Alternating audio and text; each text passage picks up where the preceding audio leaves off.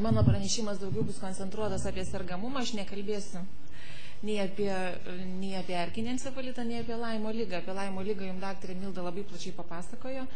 Iš principo, ta teritorija endeminė yra jinai Europoje ir Lietuvoje ta pati tiek erkiniam encefalitui, tiek Laimo lygai.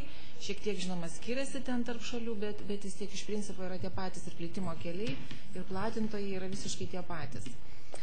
Dabar norėjau šiek tiek parodyti, kiek tos erkių platinamos lygos užima bendroje struktūrai viso sergamumo. Tai Vilniaus mieste mes 14 metais buvo užregistruota virš 18 tūkstančių lygų įvairių.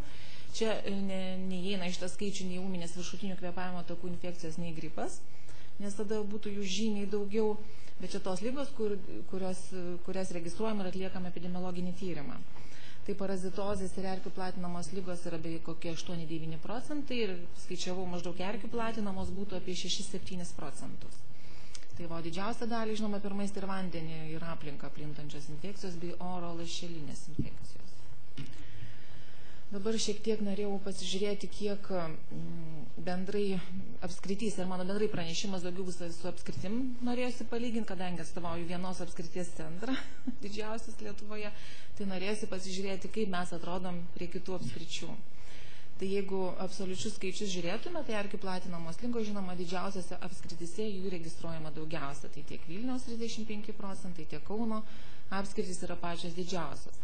Tačiau šitos skaičius, jeigu mes paverstume rodikliais, tai kalbant apie erkinį encefalito sergamumą, tai iš tikrųjų išsiskirtų Lietuvoje Utenos apskritis, kurios didžiausias yra sergamumas 38,5 atvejų 100 tūkstančių gyventojų, čia 14 metų, taip pat Panevėžio ir Alytaus. Jeigu Vilniaus apskritį žiūrėtume, tai iš to viso absoliučių didelių skaičių registracijos iš tikrųjų sergamumas yra žemesnis negu Lietuvos vidurkis.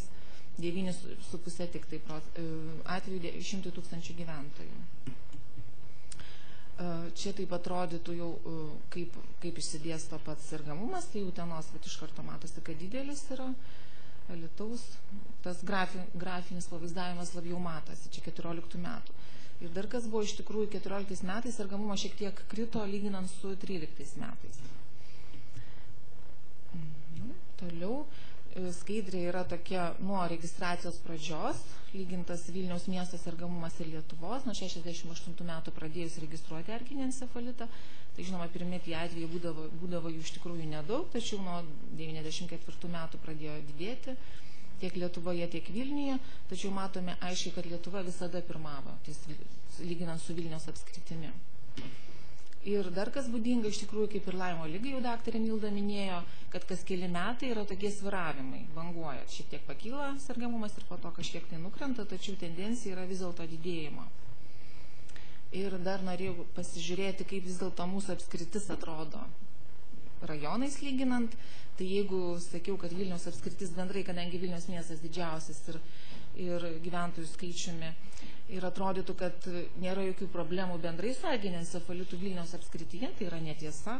Trakų rajonas mūsų lenkia net Utenos apskritį, kur didžiausias kaip ir būtų apskričių sergamumas parodytas.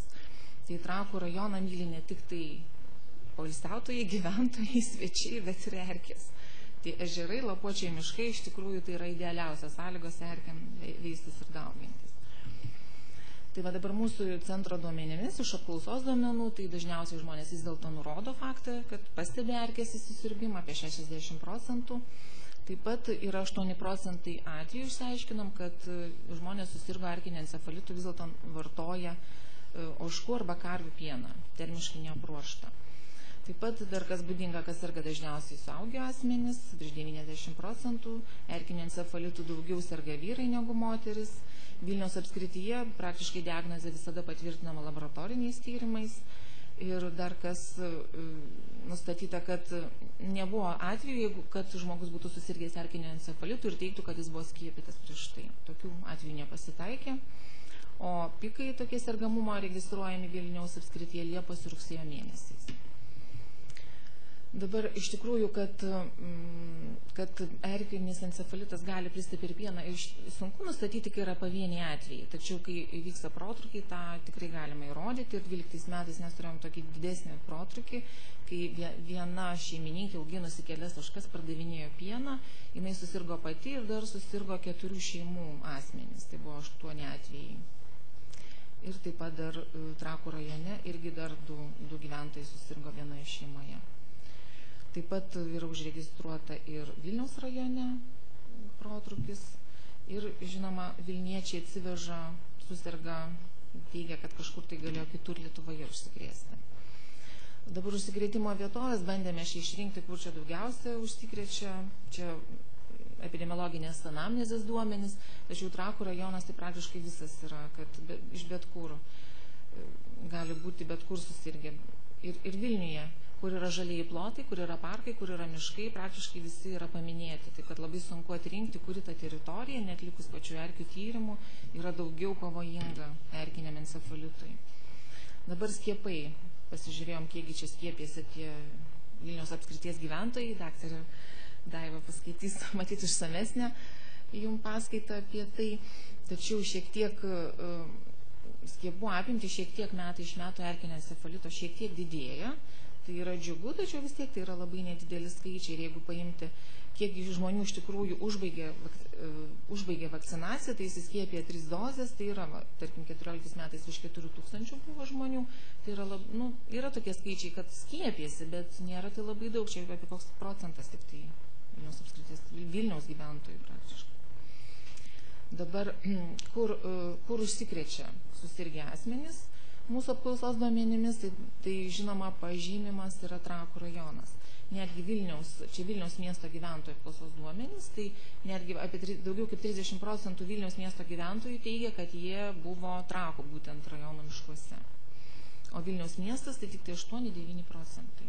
Nurodo, kad pačiam Vilniuje galėjo užsikrėsti šiek tiek daugiau galbūt Vilniaus rajone. Ir dar nurodomi, aišku, ir kiti Lietuvos rajonai. Dabar šiek tiek pasižiūrėjom, čia duomenys yra imti mūsų centro, Vilniaus visuomenės sveikatos centro užkrečiamų ligų ir AIDS centro, o Europos sergamumas yra lygintas iš Epinorf duomenų. Tai, kaip daktarė minėjo, ir tiek Laimo liga, tiek erkinis encefalitas yra paplitęs būtent Baltijos šalyse, ir čia daugiausia Lietuva, Latvija, Estija dominuoja. Dabar apie Laimo ligą kalbant, tai Laimo ligos, aišku, daugiau sergamumo žymiai didesnis negu erkinio encefalito. Ir čia jau vaizdelis šiek tiek kitoks. Jeigu žiūrėsime į patį sergamumą, rodiklį, tai Vilnius čia jau pirmauja visoje Lietuvoje. Nepaisant to, kaip jeigu erkinio encefalito jis buvo žemesnis už Lietuvos vidurkį, tai Laimo ligos atveju jau yra didžiausias visoje Respublikoje. Taip pat dar nemažas vėlgi Utenos rajonas yra ir Kauno rajonas. Atrodo štai taip, praktiškai visur yra didelis tas sergamumas, bet Vilniaus, Kauno šiek tiek išsiskiria, dar šiek tiek galbūt Utenos irgi daugiau. Taip trumpai. Toliau Laimo liga pradėta registruoti, kaip daktarė Milda ir minėjo, 91 metais, čia nuo 91 metų skaidrė ir yra. Ir Vilnius yra visada didesnis, 2003 metais šiek tiek iššoko Lietuvos sergamumas. Tai va, o praktiškai didėjantis, irgi labai didėjantis, irgi šiek tiek bangavimas, taip pat matosi stebimas kas keli metai. Ir vėlgi norėjau pasižiūrėti, kaip jie atrodo mūsų apskritis. Tai Vilnius ir Ukmergės rajonai šį kartą išsiskiria. O Trakai nėra jau taip labai, kad kaip prie erkinio encefalito buvo labai didelis sergamumas Trakų rajone, tai ne, šiuo atveju yra Vilnius ir Ukmergės rajonas. O apklausos duomenimis vėlgi, kitur Lietuvoje nurodo gana daug gyventojų, tačiau Vilniaus miestas čia jau išlenda. 30% gyventojų apklaustų susirgusių Vilniuje nurodo, kad būtent jie susirgo Vilniaus mieste, buvę kažkur tai žaliuose plotuose. O Trakų rajone tik 7%. Taip, ir čia vėlgi Epinorf duomenys, nors daktarė Milda minėjo, kad neregistruojama Laimo liga kai kur, bet vis dėlto Estija, ko gero, čia jau išsiskirtų kaip didžiausias sergamumo, o Latvija, kaip keista, Laimo liga šiek tiek mažiau mūsų duomenimis čia, iš Epinorfo paimti duomenys. Ir Lietuva, aišku, vėlgi pirmaujanti. Žodžiu, Lietuva pirmauja daug kur tokių sergamumų. Kaip? Jo, čia iš tikrųjų čia yra oficialiai paimti duomenys, tie, kurie užregistruoti yra. O tie, kurie nesikreipia, mes ir negalim nieko iš tikrųjų palyginti, kas kreipiasi, kas nesikreipia.